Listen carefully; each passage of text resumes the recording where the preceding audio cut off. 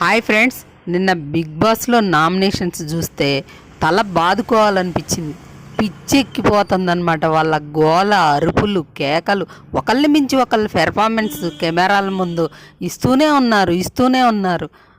ఒకళ్ళని మించి ఒకళ్ళు అరుచుకుంటూనే ఉన్నారు. అరవడం వల్ల, అలా కేకలేసుకోవడం వల్ల ఈ ఓట్లు పడతాయి అనుకుంటున్నారు. ఈ కామనర్స్కి బుర్రలో బుద్ధి కొంచెం కూడా లేదండి.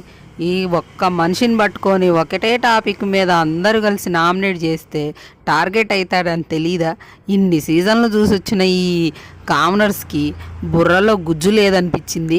మొత్తం ఈ హౌస్ నుండి ఒక్కొక్కళ్ళు ఒక్కొక్క వీక్ వెళ్ళిపోయే టైం అయితే కామనర్స్కి వచ్చిందనిపిస్తుంది. నామినేషన్లోకి మొత్తం 6 వచ్చారు.